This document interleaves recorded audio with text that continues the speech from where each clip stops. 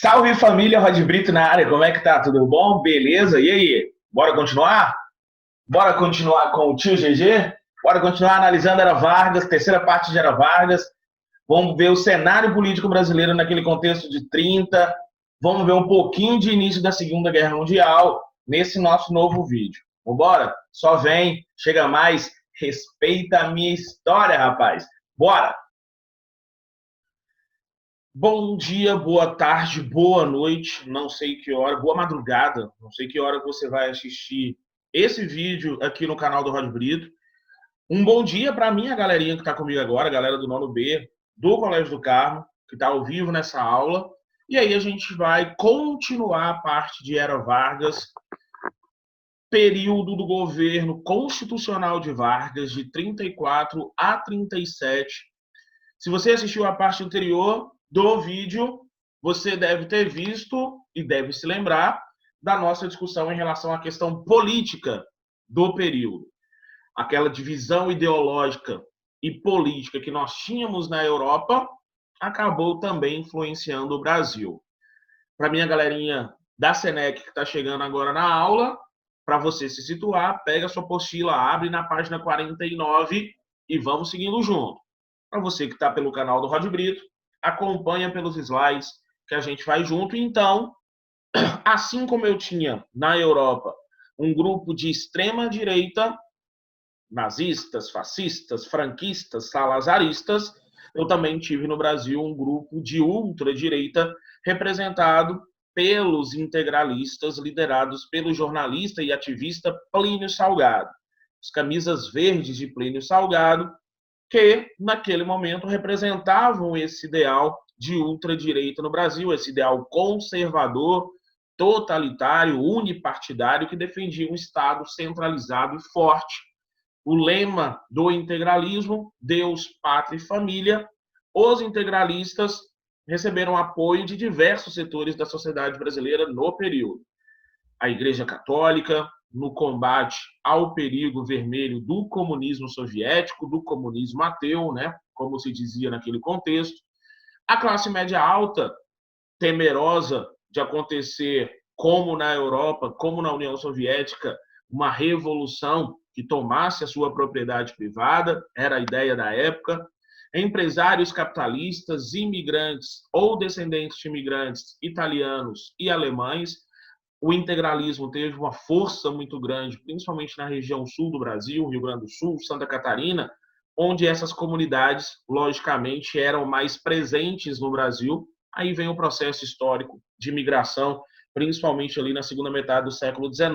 Nós já discutimos isso em algum momento, se você não se lembra, dá uma pesquisadinha, imigração para o Brasil a partir de 1850, ok? Está aqui o sigma, o símbolo do integralismo brasileiro. Aqui um grupo de mulheres integralistas, né, fazendo a saudação Anauê, a saudação integralista, um grupo extremamente organizado, extremamente conservador, defendendo essas ideias supremacistas, essas ideias eugênicas. Eu deixei para os meus alunos aqui do Colégio do Carmo a indicação de um documentário. Fizeram, inclusive, uma atividade para mim, documentário Menino 23. Se você não assistiu, assista. Ali mostra muito do contexto histórico do Brasil deste período varguista. Bom, se de um lado eu tinha o integralismo, se de um lado eu tinha A e B, do outro lado eu vou ter os aliancistas da Aliança Nacional Libertadora. A mesma divisão ideológica europeia se fazendo dentro do cenário brasileiro.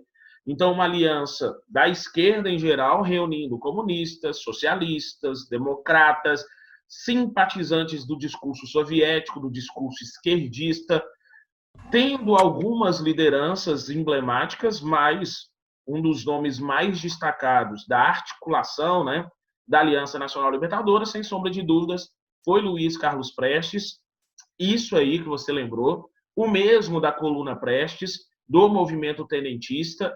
Luiz Carlos Prestes, depois do fim da Coluna Prestes, acaba saindo do Brasil, se exilando, indo para o Uruguai, depois vai para a Europa, na Europa vai inclusive para a União Soviética, receber treinamento, ter estudos, né, de estratégias e, logicamente, estudos teóricos dentro do ideal marxista-socialista do período, e dentro do discurso aliancista, e eu gostaria muito de destacar isso, dentro do discurso aliancista, o que os aliancistas pregavam? Ou, em resumo, o que eles defendiam?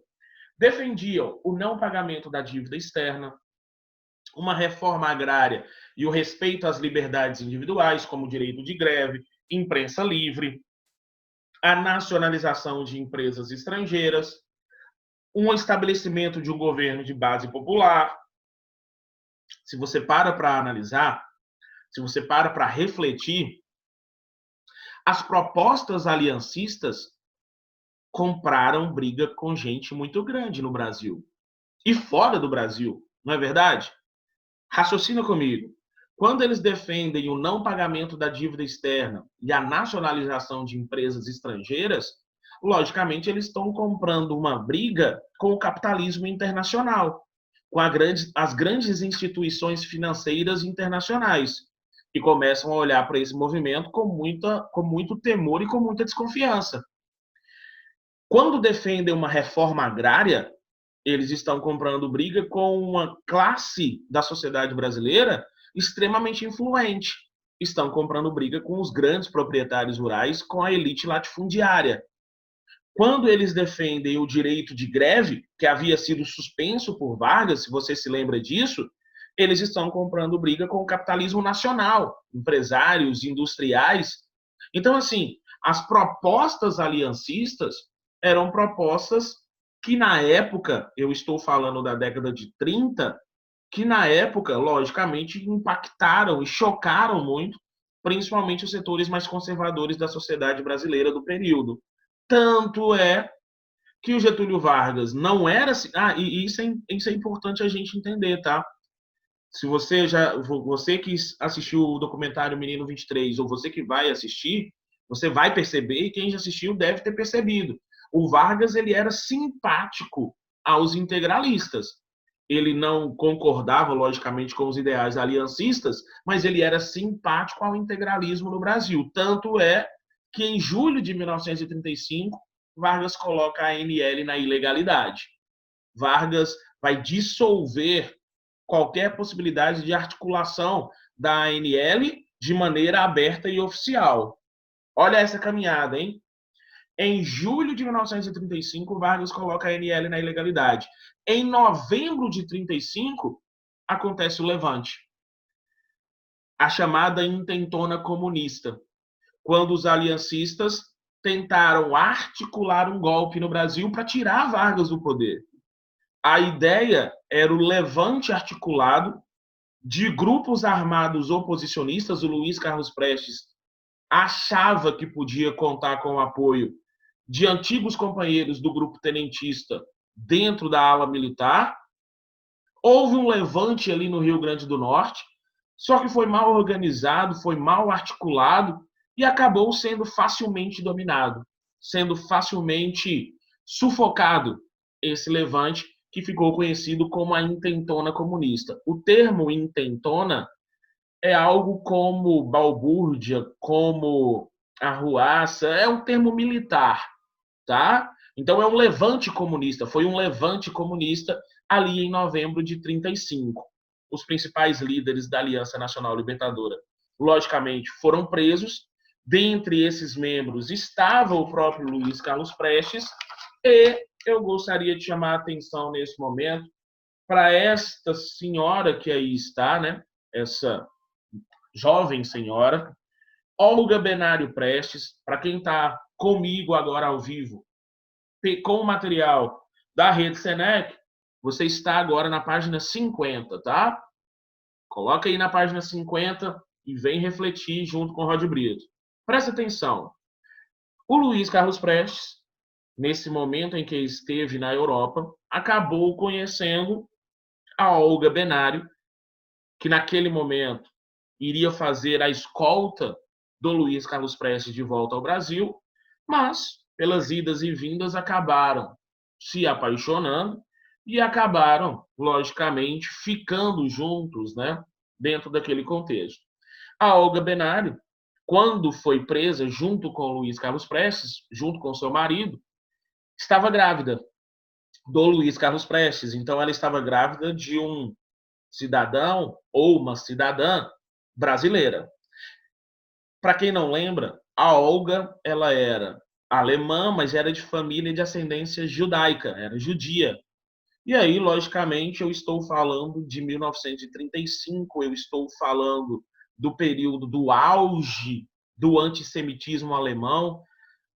Justamente em 1935, nós vamos ter as leis de Nuremberg, na Alemanha, vão começar a endurecer para a comunidade judaica dentro da Alemanha, e o Vargas, naquele momento, como eu disse, simpático ao ideal integralista e, portanto, simpático ao ideal totalitário, agradava ao Vargas olhar para a Alemanha, para a Itália, para Portugal, para a Espanha e ver o tipo de governo que havia sido implantado. Um governo forte, um governo centralizado, um governo controlador. Isso agradava ao Vargas. E o Brasil tinha relações estreitas com a Alemanha naquele momento. Relações comerciais com a Alemanha. E diplomáticas, logicamente, né? Boa parte do algodão brasileiro foi exportado para a Alemanha. Então, boa parte dos uniformes nazistas, das bandeiras nazistas, foram feitos com material vindo do Brasil, para a gente ter uma ideia. Eu comentei isso, né, na parte anterior da Era Vargas. O Brasil chegou a ter o segundo maior partido nazista fora da Alemanha, no mundo. Então, havia uma influência muito grande do ideal nazista no Brasil naquele contexto. Por que eu estou dizendo tudo isso? Porque a Olga, naquele momento, acabou sendo deportada. O Vargas mandou para o Hitler um presente. Que presente? A própria Olga Benário, grávida, e pelos protocolos internacionais, ela não podia fazer aquela viagem. Era uma viagem longa. O estágio de gestação dela já era o estágio mais avançado. Então, não era recomendável que ela fizesse a viagem, mas acabou sendo enviada para a Alemanha no auge do antissemitismo. Teve a sua filha, a Anita Leocádia, presa na Alemanha. E o desfecho da vida da Olga, eu vou deixar para você descobrir, ok? Vai ser a minha recomendação de hoje para você. Se você não assistiu o filme Olga, assista, procure. Se eu não me engano, tem disponível no YouTube. Não sei se tem nas plataformas de streaming, mas procure. É um bom filme brasileiro. Vai te dar um panorama daquele contexto histórico e, claro, vai focar na questão da Olga Benário, né, da vida da Olga. Então, fica aí a dica para vocês, o filme Olga, para você entender esse contexto histórico e, logicamente, ver o desfecho da vida da Olga Benário Prestes. Ok? Que eu não vou falar agora. Mas que eu imagino que você já saiba. Bom, vamos voltar para a questão política. A intentona comunista fracassou. Só que a intentona comunista, mesmo fracassando, deu ao Vargas algo importante. O que deu ao Vargas? O medo da sociedade. Ah, professor, como assim? A sociedade, quando fica sabendo de uma tentativa comunista de tomar o poder no Brasil, logicamente, a grande maioria dos setores conservadores da sociedade brasileira da época se amedrontam, se assustam. O Vargas implementa estado de sítio, suspende garantias constitucionais individuais e governa, nesses próximos 2 anos, de maneira autoritária, de maneira muito centralizadora. Só que passam os anos. Passa 36, passa 37, chega 37, e estava terminando o mandato do Vargas. Não é verdade? Foi eleito indiretamente em 34, O mandato iria até 38, estava chegando o momento de novas eleições. Neste momento, o Vargas recebe uma espécie de presente. Que presente? Recebe dos integralistas o plano Cohen, um suposto plano de ação comunista para tomar o poder no Brasil. Uma espécie de um dossiê, de um plano de ação organizado pelo setor comunista do Brasil, que agora, 2 anos depois, tentaria e conseguiria tomar o poder no Brasil. O plano Cohen existiu? Não, ele foi forjado. Mas ele serviu para o que o Vargas queria.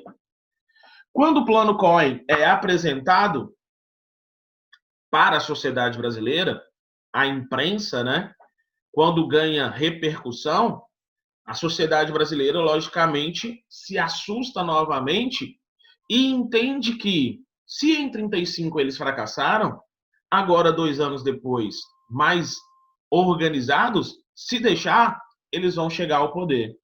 Então, o plano Cohen deu ao Vargas a desculpa que ele precisava.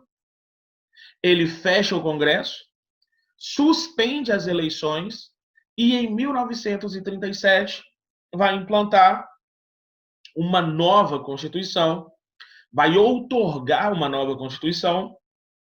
Diferença entre promulgado e outorgada, você já sabe. Então, ele vai outorgar uma Constituição, a Constituição polaca, inspirada na Constituição polonesa, né, na Constituição fascista da Polônia naquele período, e inicia-se o terceiro período da Era Vargas.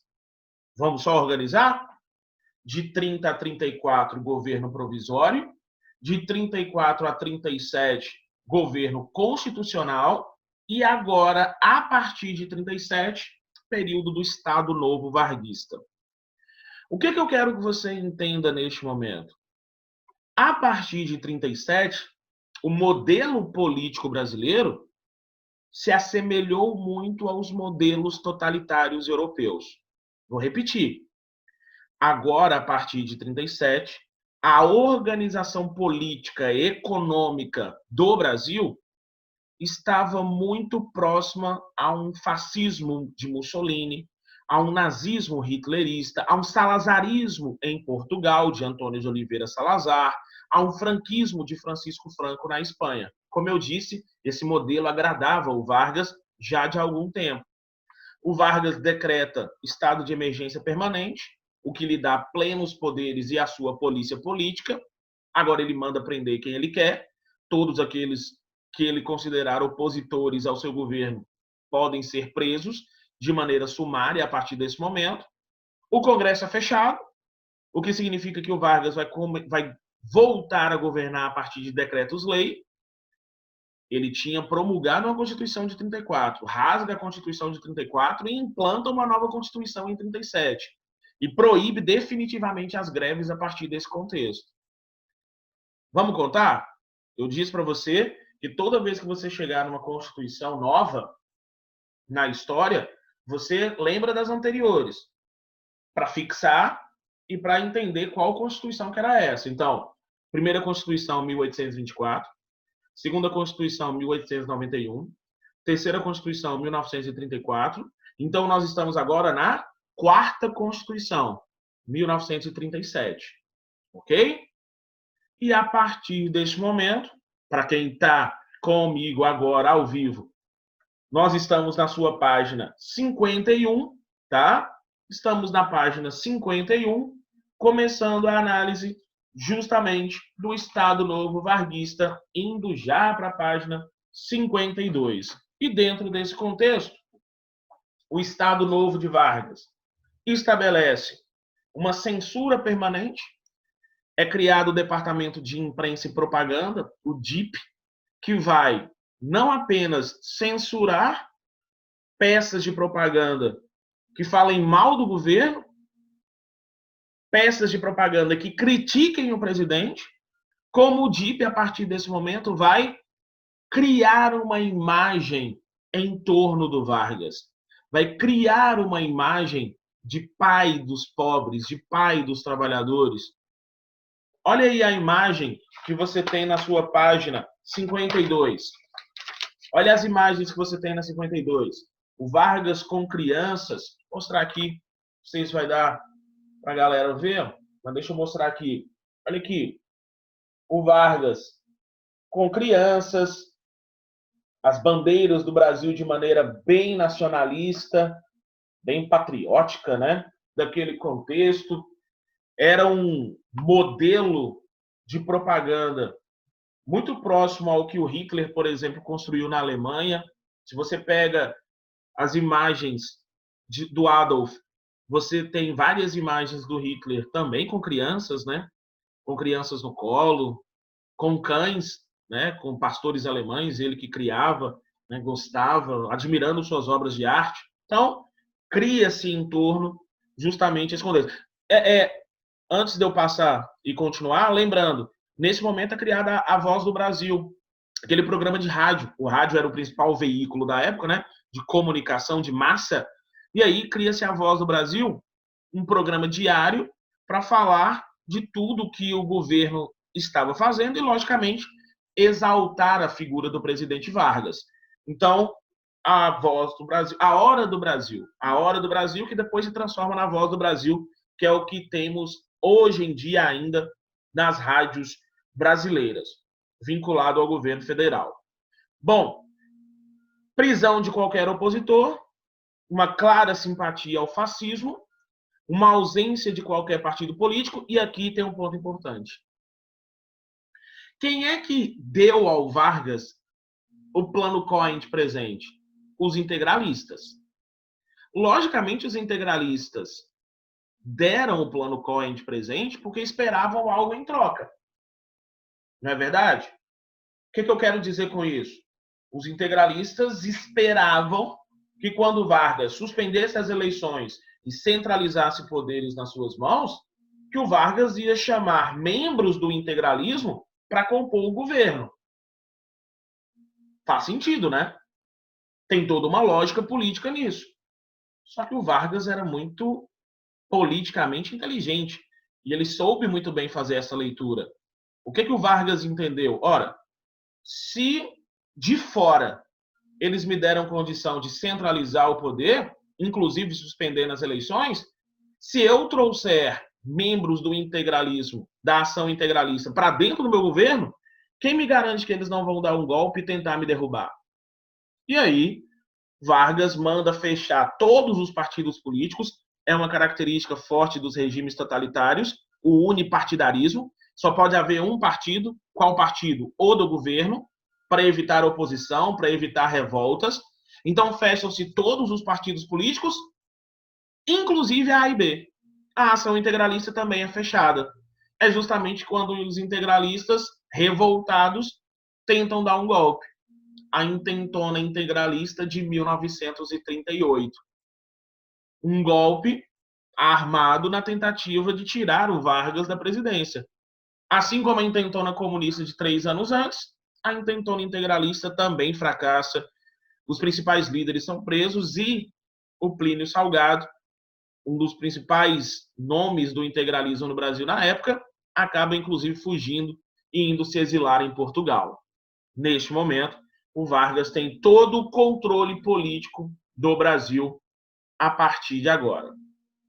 Bom, só que acontece algo que o Vargas não esperava, ou pelo menos acontece algo que coloca o Brasil num grande dilema, tá?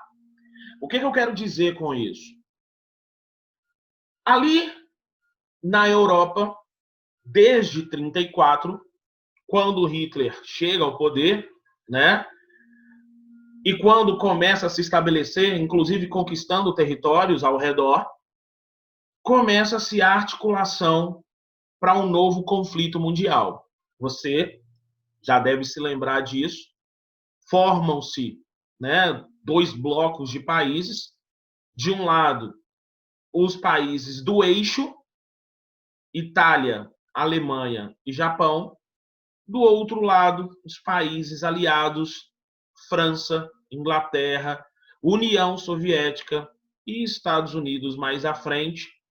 Esses dois blocos começam a se articular e em 1939, com a invasão da Polônia, estoura a Segunda Guerra Mundial. Nós vamos analisar a Segunda Guerra ainda, não vou aprofundar sobre isso, logicamente, mas o que eu quero que você entenda, com a Segunda Guerra Mundial se iniciando, o Brasil fica aí numa grande sinuca de bico, num grande problema para resolver. Por quê? Porque, naturalmente, da forma que o Brasil estava organizado, desde 37, seria natural que, se o Brasil entrasse na guerra, entrasse ao lado do eixo. Não é verdade? Eu disse para você que o Vargas era simpático às ideias totalitárias.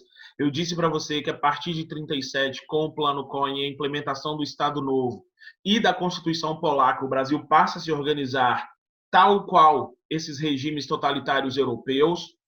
Então, na hora que a guerra estoura, eu disse ainda que o Brasil era um parceiro econômico da Alemanha. Quando a guerra se inicia, o natural seria que o Brasil se posicionasse ao lado do eixo. Só que o Vargas soube muito bem fazer a leitura das consequências disso. Se, quando a guerra inicia, o Brasil se declara automaticamente favorável ao eixo, Vargas estaria comprando uma briga direta com quem? Aqui na América, estaria comprando uma briga direta com os Estados Unidos. E isso poderia ser perigoso, porque os Estados Unidos, logicamente, poderiam se posicionar contrários ao posicionamento varguista e, inclusive, estavam olhando com cuidado para os passos que o Vargas ia dar a partir do momento do início da guerra. Então, assim, a Segunda Guerra Mundial trouxe um grande problema para o Brasil, para o Vargas. Como se posicionar? E nós dizemos que, quando a guerra se inicia, o Brasil adota uma postura de uma neutralidade pragmática. O que eu quero dizer com isso? O Brasil adota uma política externa neutra, não abertamente não apoiando nem ao eixo, nem aos aliados. Pelo contrário, o Vargas deixou a guerra se iniciar e deixou que a guerra se desenrolasse, lucrando dos dois lados. Como assim, professor? Sim, o Vargas conseguiu explorar as rivalidades e obter vantagens econômicas para o Brasil. Ele continuou mantendo as exportações para a Alemanha e os Estados Unidos, naquele contexto, passam a necessitar de uma base militar aqui na América do Sul, para ter um controle da patrulha maior do Oceano Atlântico. O Vargas, literalmente, aluga parte das costas brasileiras, ali do Rio Grande do Norte, para a construção de uma base militar norte-americana, uma base militar estadunidense. Então, de um lado, eu vou ter a entrada dos recursos econômicos vindos da Alemanha, por causa das exportações. Do outro lado, eu vou ter a entrada dos recursos econômicos estadunidenses, por conta desse aluguel das costas brasileiras que o Vargas faz naquele contexto.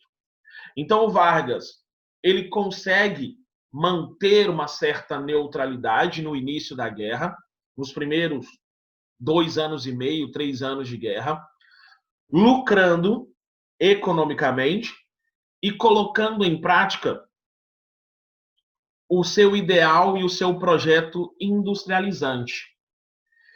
Aqui na sua página 52, para quem está comigo aqui pelo Colégio do Carmo, minha galera do Nono B está comigo agora ao vivo, e na página 52 você tem, na parte de baixo, na coluna da direita, uma relação das indústrias que o Vargas conseguiu efetivar durante esse processo. Qual que era um dos grandes sonhos do Vargas? Um dos grandes sonhos do Vargas era produzir o próprio aço brasileiro. Ele sabia que qualquer projeto industrial passava necessariamente por uma produção autossuficiente de aço. Então, o Vargas, com esse capital, consegue efetivar na construção da CSN, a Companhia Siderúrgica Nacional. Mas, além da construção da CSN, o Vargas consegue efetivar a construção de outras estatais, de outras empresas, como, por exemplo, a Chesf, a Companhia Hidrelétrica do São Francisco, a CVRD, a Companhia do Vale do Rio Doce, a usina de Paulo Afonso, a FENEME, como era chamada na época, né, a FNM, a FENEME, a Fábrica Nacional de Motores. Então, percebam que o Vargas consegue estruturar o Brasil em diversos setores do processo industrial. Companhia Hidrelétrica São Francisco, a usina de Paulo Afonso, a Companhia do Vale do Rio Doce, a Companhia Siderúrgica Nacional, a Fábrica Nacional de Motores. Então, o Vargas conseguiu se utilizar das rivalidades da Segunda Guerra para viabilizar o projeto industrial brasileiro naquele momento. Não se esqueça disso. Só que em 1942 acontece algo que muda a postura política do Brasil em meio à Segunda Guerra Mundial. Só que esse algo vai ficar para a próxima aula, para a próxima parte de Era Vargas. E é isso, galera. Avançamos mais um pouquinho em Era Vargas. Fomos para o Estado Novo Varguista, Segunda Guerra Mundial começando, bicho pegando. E o que o Vargas vai fazer agora? Porra, se liga na nossa próxima aula, no nosso próximo vídeo, aqui no canal do Rod Brito. E não se esquece, curte o vídeo, deixa seu like, compartilha, se inscreve no canal, ativa o sininho para você ter informações da nossa próxima aula, da próxima parte de Era Vargas. Se liga aí, fui! Lembrando sempre que é sem massagem, pai. Tamo junto, valeu!